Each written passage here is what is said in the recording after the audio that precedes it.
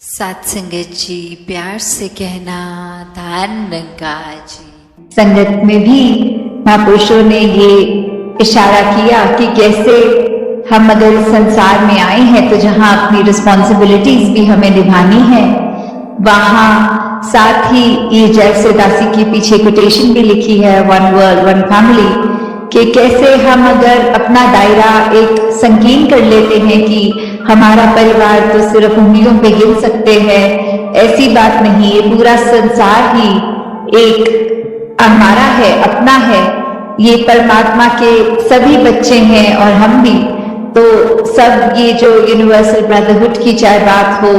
एक हम इंसान हैं तो इंसानों से मनमुटाव ना रखें, कोई भी बायसनेस किसी भी उस निगाह से ना देखें जहां फर्क हो, क्योंकि परमात्मा ने हर एक में एक जैसी ही अपनी अंश आत्मा को रखे, एक इसी में एक में खोने के लिए ये धरती पे हमें एक जीवन बख्शा है। और हमें कैसे इसके ही जिज्ञासा में जब ये ब्रह्म ज्ञान की दात प्राप्त हो जाती है तो ये पता भी लग जाता है कि हमारा असली ठिकाना क्या है। तो आज सत्संग के दौरान में जब दासी ने ऐसा भी रियलाइज किया कि सच में वो एक गुलदस्ते वाली बात कि भिन्न भिन्न प्रकार सब इतनी खूबसूरती अपने, चाहे वो बैकग्राउंड्स कह लें चाहे भाषाएं कह लें, कैसे एक इतना सुंदर माध्यम बना कि ये जो वचन आए सभी के, वो कैसे इतनी खूबसूरत से। और अभी भी हमने भी देखा कि ब्लड डोनेशन कैंप भी था और इस महीने जैसे वो वर्ल्ड ब्लड डोनर डे भी, कि कैसे एक सारे समाज के लिए नहीं पूरे संसार के लिए वरदान का काम संत होते हैं, कि संतों ने एक हर एक के लिए अपने शरीर को भी अर्पण कर दिया आपकी सेवा में। ये हमारे अंदर का चाहे जो ब्लड है वो भी किसी दूसरे के काम आए तो वो भी सेवा अर्पित उस तरह भी हो रही है। और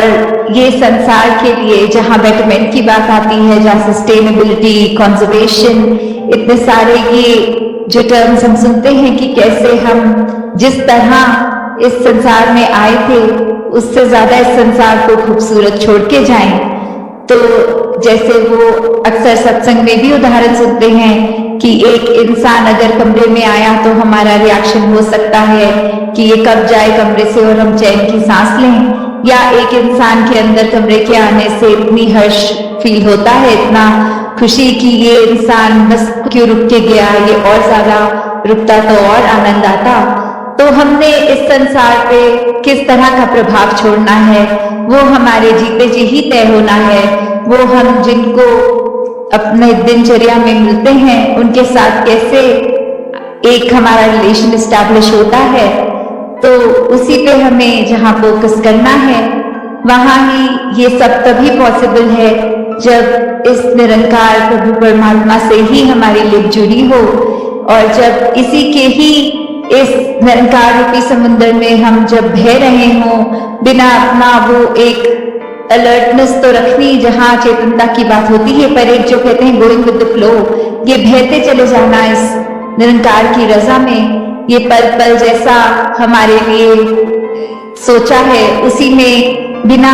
कोई इफ्स एंड बट्स एंड कुछ भी ऐसा ना सोचते हुए सिर्फ और सिर्फ मानकर कि ये बहुत सुंदर है और इसी में ही हमारे लिए ये सबसे बेस्ट है। ये तो कैसे हम सब और निरंकार के करीब आए सेवा सिमरन सत्संग के माध्यम से, और सिर्फ जब सत्संग आए तो फिर ये बात ना हो कि फिजिकली बैठे हैं, पर ये कि हम कितने हर एक के वचन को एक अलर्टनेस के साथ सुन रहे हैं कि हमारे किरदार में वो अच्छी बातें आए। तो आज ऐसे ही सत्संग के दौरान पहले कुछ समय तो ऐसा हुआ कि एक कीड़ा उड़ते हुए अंदर आ रहा था, तो जो महापुरुष दासी टीवी स्क्रीन पे देख रही थी, तो दासी और कैमरे के बीच में वो जब कीड़ा उड़ता था तो वो नजर एकदम उस कीड़े पे पड़ जाती थी, ना कि स्क्रीन पे जो बोलने वाले महापुरुष हैं उनसे डिस्ट्रैक्ट होके कीड़े की ओर ही नजर जा रही थी। तो वही ख्याल आ रहा था कि कैसे ये माया इस संसार की हमारे को एक सेकंड नहीं लगता कि एक अनमोल वचन जो सत्संग में भी सुने जा रहे हैं, कैसे एक चुटकी में हम उससे हिल गए, वो एक लिफ्ट टूट गई और हम इधर उधर और नजरें जा रही हैं, ख्याल और कहीं भाग रहे हैं। तो कैसे अपने मन को, अपने दिमाग को ये एकाग्र करके इस परमात्मा पे हमें हमेशा रखना है, ताकि कोई भी डिस्ट्रैक्ट हमें ना कर पाए और हम सही मायने में जहां ध्यान होना है वही रखें। और दूसरी चीज एक सत्संग के दौरान और हो रही थी आज, कि दासी को जब भी स्क्रीन के स्पॉटलाइट पे रखते थे तो एक स्क्रीन पॉपअप आता था कि ये अपने आप को अनम्यूट कर ले वाला बटन, कि उसके लिए। तो फिर यही ख्याल आया कि कैसे, क्या संसार में जब सबकी नजरें हम पे होती हैं तो हम क्या करना चाहते हैं, क्या हम कुछ बात करना चाहते हैं, या हमारे एक्शंस ही अगर सब देख लें तो उसी में ही कन्वे हो जाएगा कि हमारा किरदार क्या है, हम किस संगत से जुड़े हैं, हमारा एक ये मुंह उजला है कि नहीं। ये जरूरी नहीं कि जब जब हम पे दुनिया की नजर है तब हम कुछ ऐसी बात करें, जैसे हृदय वाणी में भी लिखा है, निरंकार ये मौन है कितना, हम भी कम बोला करें। तो इसका मतलब ये नहीं कि बिल्कुल हम चुप करके कोई समाधि लगा के बैठ जाएं, पर इसका मतलब ये कि जहां एक नीड है वहां तो हम बोलें, और बोले भी कैसे, एक अपने शब्दों में कोमलता लाएं, मधुरता लाएं, एक खट्टे वचन ना बोले जो किसी का दिल तोड़े, एक गुस्सा वाले भाव से, एक सार्कास्टिक होके नहीं, सिर्फ एक हमें टोनबाजी जिस बोलते हैं नहीं करनी है। एक हमें हमेशा अपने मन के भाव दूसरे तक जो पहुंचाना है वो बहुत ही आराम से अपने थॉट्स को कन्वे करना है। तो उस तरह जहां बात है कि एक ऑप्शन की, या तो किसी की बात हम सुन रहे हैं जहां मन कर रहा है इसको अभी टोक के दो ऐसे शब्द बोल दें कि ये अपने आप चुप हो जाएगा और हम इस कॉन्वर्सेशन में जीत जाएंगे, वहां कई बार ये अगर ध्यान से सोचा जाए कि ब्रह्म ज्ञान अनुसार एक ह्यूमन वैल्यूज की जहां बात आती है, तो हम उस समय अगर चुप रहें या फिर अपनी बात को ऐसे कन्वे करें कि हमारी बात भी कन्वे हो जाए और दूसरे को दिल को ठेस ना लगे, वो ये ना सोचे कि कोई ताना आया है आगे से सुनने को। तो दातार हर एक पे कृपा करे कि जहां सेवा, सिमरन, सत्संग हम हमेशा सुनते आए हैं, ये टूल्स हैं जो इस ब्रह्म ज्ञान की याद हमें बार बार दिलाते हैं, इस निरंकार प्रभु परमात्मा से जोड़ते हैं हमें। तो हमें किस प्रकार हमेशा, चाहे दुनिया में कितनी भी एक डिस्ट्रैक्शंस आएंगी, पर फिर भी उस माया का पल्ला हमने नहीं पकड़ना। कोई नेगेटिव थॉट तक अगर दिमाग में आ रहा है, कैसे उसको just let it enter your mind and exit, उसके अंदर हमें ड्वेल नहीं करना। नहीं तो एक दलदल वाली बात है कि हम दलदल के अंदर एक नेगेटिविटी के जितना सोचेंगे, जितना उस जगह ठहरेंगे, वो तो हमें और एक नीचे की तरफ ही लेके जाएगा। तो कैसे आजकल एक देखा जा रहा है संसार में भी, चाहे वो डिप्रेशन की बात आती है या और एक मानसिक हमें अपना संतुलन किस तरह मेंटेन करना है, तो ये इसका भी अगर हम सोचे फिर तोड़ ये निरंकार ही है। जब तक इसकी रजा में है, जब तक हम इस सिमरन से अपने आप को एक मन में ऐसे भाव ला पा रहे हैं कि जो कुछ है परमात्मा ने अच्छा ही किया हुआ है, चाहे सिचुएशन हमारे मन मुताबिक नहीं फिर भी अच्छी है। तो जब हम ऐसे पॉजिटिव थॉट्स लाते हैं, किसी ने कुछ कहा वो बात को इग्नोर करो, ना कि मन पे उसका बोझ बना के बैठो। तो जब तक हम ऐसे बात रखेंगे मन में, ये हमारा जीवन एक बहुत आसान हो जाएगा जीना। छोटी छोटी बातों को ना एक बोझा बनाते हुए, पर हर एक के लिए अपने कर्मों को, अपनी सोच को विशाल बनाएं, हर एक के लिए एक वरदान बने, उनके जीवन में कुछ आराम पहुंचाने का काम करें। तो दातार हर एक पे कृपा करे कि सेवा, सिमरन और सत्संग का वरदान जो मिला है उस पे टिके रहें, इस परमात्मा निरंकार से जुड़े रहें। तो दातार ये भाव सेवा के हर एक में बरकरार रखे। ये कभी भी मन में अहम का भाव ना आए, या फिर किसी के कुछ कहने पे अगर हम खुद ही अपने आप को सेवाओं से, सत्संग से, सुमिरन से पीछे करते हैं, तो उस व्यक्ति को तो शायद पता भी ना हो कि जाने अनजाने ऐसा कह गए, और प्रभाव हमने ही ऐसा अगर ग्रहण किया कि खुद ही इस परमात्मा से बेमुख हो गए, तो ये नुकसान तो हमारा ही है। और कैसे हर समय संतों ने और ये सत्संग में भी एक संदेश देते रहते ही हैं संत, कि कैसे इस निराकार की तरफ तो मुख हर समय रहे हमारा, एक मन में इस निराकार के प्रति ये लगन ही बनी रहे। एक सेवा चाहे कर रहे हों उस समय भी वो ध्यान ये नहीं कि ये कार्य रूप में क्या हो रहा है, पर ये संतों के लिए सेवा हो रही है। वो मन के समर्पित भाव, तो ऐसे ही भाव, महान भाव शुरू से रहे हैं। एक ये दिखावा मात्र नहीं कि कुछ महापुरुष हैं जो हमारे जानकार हैं, एक साथी घर से आए हम, चाहे बसों में, चाहे वाहनों में, या कैसे भी, और वो महापुरुषों की नज़र में हमें एक कुछ साबित करना है, तो उनके सामने कुछ जानबूझ के इतनी देर ही सेवा कर ली जितनी देर उनकी अटेंशन रही, और वो उद्देश्य सेवा का नहीं, वो तो कुछ किसी के मन में एक अपने रुतबा ऊपर करने का बना चुके हों, तो वैसे सेवा हरगिज़ सेवा नहीं है। सेवा तो ऐसे है मन के भाव कि कोई देख रहा हो ना देख रहा हो, ये भक्त तो इस परमात्मा की मस्ती में झूमते हुए वो एक आदेश अनुसार जो भी उस समय की सेवा है उसको करते हुए कभी ये नहीं सोचते कि ओ अगर महापुरुषों ने आदेश दिया कि जाके खाली तसलों की लाइन छोटी है उसमें लग जाएं, एक भरे तसलों में तो काफ़ी महापुरुष पहले से ही हैं, तो मन में ऐसे भाव ना आए कि खाली तसले तो बड़े हल्के फुल्के, ये तो हम इससे ज़्यादा कर सकते हैं, महापुरुष कह भी रहे हैं तो हम आदेश ना माने। हम तो एक बलवान है, शरीर ताकत रखता है, और एक ये अक्सर भाव के पीछे एक फिटनेस या कोई और उद्देश्य भी एक छुपा कर रख लेते हैं कि कोई बात नहीं, आज जिम नहीं जाएंगे, आज सेवा कर लेंगे, बॉडी तो बन जाएगी। तो बात वो नहीं है।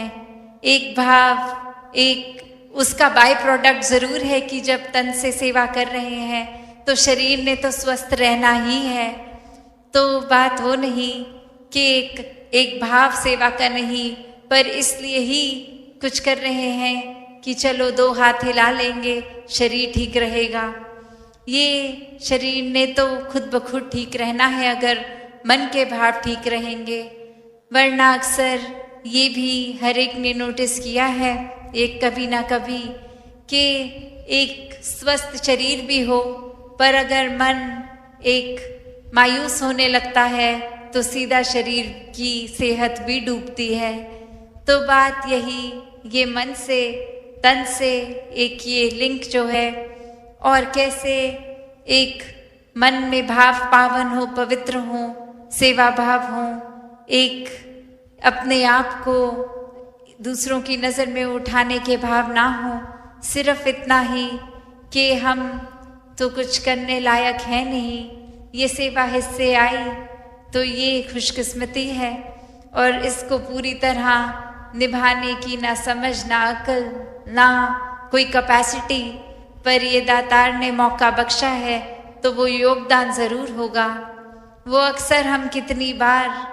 वो उदाहरण अनेकों बार हर कोई सुनते हैं कि चाहे वो एक छोटी सी चिड़िया का आग पे पानी देना या कोई गिलहरी का कुछ उठाना, तो बात वही कि ये नहीं कि कितना क्वांटिटी की बात नहीं हो रही, ये भाव की, ये दिल के क्वालिटी की बात हो रही है। कि नहीं तो अगर हम सोचें हम अपना पूरे से पूरा एक बल भी लगा लें, कोई एक वज़न इतना ही उठा पाएंगे, वरना तो कितनी देर लगनी है। अगर ये सेवा, अगर हम इस तरह से हम सोचें कि हमसे ज़्यादा हल्के तसले भर के भेज रहे हैं महापुरुष, हम अगर कस्सी पकड़े होते तो ऊपर तसले से भी ऊपर उसको भर पाते और उसको एक हाथ से कस्सी से डालते और दूसरे हाथ से आगे भी पास कर देते। तो बात वो नहीं है। नहीं तो कितनी देर लगनी है कि बस एक अनाउंसमेंट होनी है कि अब मैदानों में ये हाथों से सेवा नहीं होगी। वो तरह तरह की वैज्ञानिक मशीनें आ चुकी हैं जो ज़्यादा एक अच्छी फिनिश से ज़मीन को भी एक जैसा चाहते हैं उतनी सुंदरता से कर पाएंगी, एक फिनिशिंग भी अच्छी आ जाएगी और समय तो बहुत ही कम लगेगा। तो बात वो नहीं है, ये करने में देर भी नहीं लगेगी। एक मशीन का एक कैपेसिटी, वो मिट्टी एक जगह से उठाने तक दूसरी जगह तक लगाने में शायद कुछ मिनट ही लगेंगे, और हम अगर प्रयत्न करके भी उतनी मिट्टी को मूव कर रहे हैं उसमें घंटों। तो बात वही कि ये सब होने के लिए ये एक भाव का होना ज़रूरी, कि जहाँ सेवा भाव है वहाँ वो सेवा भाव परवान भी होता है। वहाँ फिर यही मन में रहता है कि संत अपने हाथों से सेवा करना, एक ये अपॉर्चुनिटी को, ये मौके को गंवाए ना। नहीं तो बात ये नहीं कि हम सेवा नहीं करेंगे तो सेवा हो नहीं पाएगी, हमसे बेहतर कोई और नहीं कर सकता। नहीं, अगर ऐसे भाव हैं तो इस निराकार को तो देर ही नहीं लगेगी कि हमसे ज़्यादा, हमसे बेहतर हर एक फील्ड में अनेकों ऑलरेडी हैं। बस वो कहीं से भी निरंकार उनको प्रकट करके उस समय वो सेवा ले लेगा जो हम सोच रहे हैं कि हमसे बेहतर कोई नहीं कर सकता। तो बात सिर्फ यही कि एक अहंकार की, यहाँ की सेवा का उद्देश्य भी यही कि अहंकार को त्याग दें, और अहंकार त्यागना हमारा ही एक फ़ायदे का सौदा है। वरना तो एक क्या पड़ी है, ठीक है अहंकार है भी मन में तो करते चलो, जो सेवा कर रहे हो उसको हर एक को दिखाओ, मैंने ऐसा कर दिया, आज मैंने 15 मिनट में इतना कुछ कर दिया, आप गिनाइए आपने क्या किया। ऐसा करते रहेंगे, कार्य भी होता ही रहेगा, पर अपने अंदर कहाँ तब्दीली आएगी। वो जो सेवा ने चेंजेस हमारे अंदर करने हैं, वो सेवा भाव ने, वो कहाँ हो पाएगी। तो बात वही कि अहंकार करने के लिए तो हर पल जीवन का एक वो अपॉर्चुनिटी है, हम कर सकते हैं, पर एट द सेम टाइम उसी वक्त एक ह्यूमिलिटी, एक हम्बल होकर, एक विनम्र भाव, एक दिल में एक खुद को कर्ता ना मानने का, वो भी तो पल हर पल ही मौजूद है। तो कैसे हर एक ने ऐसे सेवा भावों को ही महानता देकर कि हर समय बस यही मान के चलें कि इस निराकार की कठपुतली हैं, ये इंस्ट्रूमेंट बन के करते चले जाएं। एक मन का ही ये भाव है, वरना काम तो हो ही जाएगा। तो ये मन के भाव से जो कि वो काम नहीं, वो सेवा है। तो ऐसी ही सेवा हर कोई करता जाए, जब सत्संग में भी हों या सत्संग के बाहर हों, घर परिवार, हर पल, ये पूरे दिन अनेकों वो अपॉर्चुनिटीज़ हैं, वो एक संभवता, वो एक मौके हैं जब सेवा की जा सकती है। तो सिर्फ ये कुछ ये जोश लाके कुछ इन्हीं महीनों के लिए नहीं कि समागम से पहले एक महीने की खुशी, ये तो घरों में समागम के बाद जाने के भी वही उत्साह, वही खुशी, और हर पल वैसे ही सेवा एक चलती ही जाए। ये सेवा तो नहीं रुकती। दातार हर एक पे कृपा करे कि ये सेवा को संतों ने जैसे समझाया वैसे ही हर कोई सेवा भाव से करता रहे। तो जीते जी समय न्या व्यर्थ किया जाए, ऐसा ही संतों ने सिखाया है। तो कैसे ये आत्मा का हल, ये सल्यूशन, ये मुक्ति, ये परमात्मा की जानकारी और उसी से अपनी आप की जानकारी होती है कि वाक्य में तो शरीर तो कुछ सालों का ही है, असल में तो इस आत्मा की पहचान ये परमात्मा है। और जीते जी इस रास्ते पे चलेंगे और अपने आप को मानवीय गुणों से भर कर चलेंगे तो ही वाकई ही ये जीवन जीने के लिए एक असली जीवन, मनुष्य जीवन दैवीय गुणों से भरा हुआ एक मुकम्मल जीवन होगा। और इसी समय फिर ये हकदार भी मृत्यु के बाद भी ये मोक्ष का, मुक्ति का। तो हर किसी ने हर समय पे यही मनुष्य को रास्ता दिया जो आज भी संत दे रहे थे कि जीने को पूरा जीवन जो मिला है उसको कैसे जीना है, एक सिर्फ समय व्यर्थ करके या फिर एक किसी की नकल करते करते जैसा वो कर रहे हैं, जैसा एक रिवाज, एक परंपरा, वैसा ही बिना समझे कारणों के करना है, या अपने जीवन को हर पल जीते जी वो कारण समझना है कि किस तरह जीवन खूबसूरत बनाया जाए, ये धरती खूबसूरत बनाई जाए। जिस समय हम इस धरती पे आए, ये धरती को जब छोड़ के जाएं तो किस तरह उसको और सुंदर बना के जाना है, एक प्राकृतिक रूप में भी जहाँ एक कर्तव्य है हम सबका, किस तरह ये दूषित हवा को पेड़ उगा के भी स्वच्छ किया जा सकता है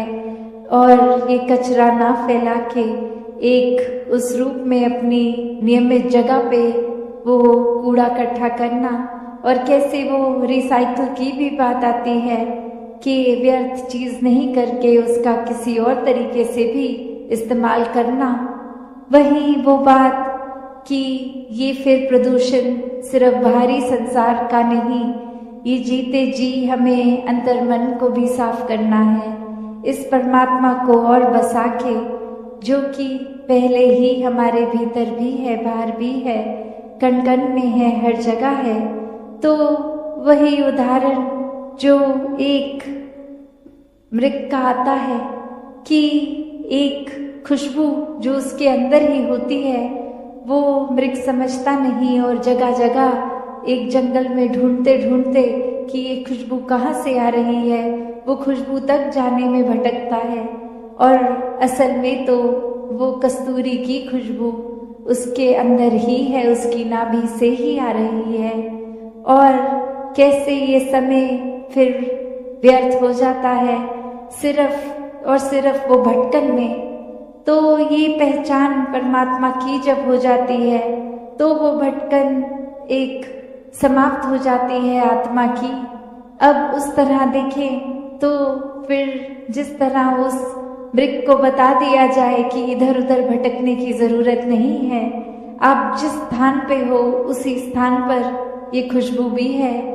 तो बात वही, परमात्मा हर जगह है, अंग संग है। जिस समय जैसे अभी भी आवाज लगा रहे थे महापुरुष के ये ब्रह्म ज्ञान की दात आज सत्संग के बाद भी ये प्राप्ति की जा सकती है। तो बात वही कि सिर्फ सत्संग में आने का मतलब सिर्फ वो नहीं कि आए एक क्रिया रूप में बैठ गए, कुछ सुना भी, कुछ अनसुना किया, कुछ अपना ध्यान इधर उधर लगा लिया, भटका लिया, पर मूल को नहीं पकड़ा। मूल तो बस ये परमात्मा ही है। इस परमात्मा को जो पकड़ लेते हैं, मन में बसा लेते हैं, हर समय इसका दीदार करते हैं, एक एहसास में इसी निराकार के रहते हैं, तो वो ही वाकई ही संत है। उनका जीवन हर पल भक्तिमय है, वरना तो भक्तों के ऊपर ऐसे जीवन जीने के लिए उनका तो कारण था ये परमात्मा, पर दुनिया ने सिर्फ एक वो पकड़ लिया कि जिस तरह उन्होंने किया हम भी वही करेंगे, पर मूल नहीं पकड़ा, ये परमात्मा को जानने की जिज्ञासा नहीं अंदर रखी, इस परमात्मा को प्राप्त नहीं किया, तो फिर सिर्फ एक दिखावा, एक नकल रूप ही करना तो एक जीवन को सफल नहीं बनाया। क्योंकि वो एक उस तरह की बात है कि अगर कोई एक घाव है, चोट है, तो उसको पहले मरहम लगा के वो अपनी त्वचा को, स्किन को नॉर्मल करना है, वरना तो एक छुपाने के तौर पे ऊपर से मेकअप लगा के भी छुपा दिया जाता है। तो बात वही कि ये ऊपर की सुंदरता नहीं, ये अंदर से भी सुंदर होना है। ये हर किसी के अंतर मन की जो भटकन ये आत्मा की, ये सिर्फ और सिर्फ इसका समाधान ये परमात्मा ही है। जैसे ही इस परमात्मा को देख के भक्ति की शुरुआत की जा सकती है, उसी तरह फिर अपने मनों में और गुणों को भी अपनाया उसी पल से जाया जा सकता है। और वो फिर एक ऊपरी मेकअप की तरह अच्छा व्यवहार नहीं, एक अंदर से वो जिस तरह इस नाभि में खुशबू उस मृग के, तो वही अंदर से बाहर की सुंदरता तभी बनती है जब एक एक मानवीय गुण खुद बन जाते हैं। सिर्फ प्यार की बात ही नहीं, पहले प्यार बनकर फिर प्यार बांटना। सिर्फ एक विशालता की बात नहीं, इस विशाल निराकार परमात्मा से जुड़ गए। ये इतना विशाल जिसका कोई अंत ही नहीं है, कोई शुरुआत ही नहीं है। जब इसके साथ मन जोड़ लेंगे तो हम भी अपना मन इतना विशाल बना लेंगे कि सबको अपना लेंगे। हर किसी की कमियां हो ना हो उससे फर्क नहीं, कि सब प्यारे हैं, सभी इस परमात्मा की संतान हैं। सब में यही एक परमात्मा का निवास, सभी प्यारे, सभी श्रेष्ठ। और कोई भी और फिर हम जो मानवीय गुण सोचे भी, वो स्वयं बनना बहुत ही आसान हो जाता है। सिर्फ इस परमात्मा के ऊपर अपने मन को टिकाकर वो गुण खुद ब खुद हमारे अंदर आ जाते हैं। तो ऐसा व्यवहार, ऐसा जीवन हर एक के जीवन में आना संभव है। सिर्फ और सिर्फ उसके लिए ये अपने अहंकार का त्याग करना जरूरी है। क्योंकि एक अहंकार आते ही जब ये लगता है कि हमको कोई क्या सिखाएगा, हमें तो पहले ही सब कुछ आता है, हम जिस रास्ते पे चल रहे हैं वो रास्ता ही सबसे ठीक है, और किसी के पॉइंट ऑफ व्यू, नजरिया, रास्ता तो कोई मायने ही नहीं रखता। एक हमसे ज्यादा बुद्धिमान कौन होगा, हमसे ज्यादा शारीरिक बल किसमें होगा, हमसे ज्यादा आकर्षित करने वाला अपनी बातों से एक भारी सुंदरता से कौन होगा। ऐसा करते करते अगर भाव ये अहंकार के ही हो मन में, तो फिर तो कोई क्या ही सीखेगा। जब लगेगा हमको सब कुछ आता है, तो दासी और समय ना लेके इन्हीं शब्दों से अरदास इस निराकार से कि सेवा सुमिरन सत्संग हर एक के जीवन में आए, ये भक्ति हर किसी की और मजबूत होती चली जाए। सत्संगत जी, धन्यवाद जी।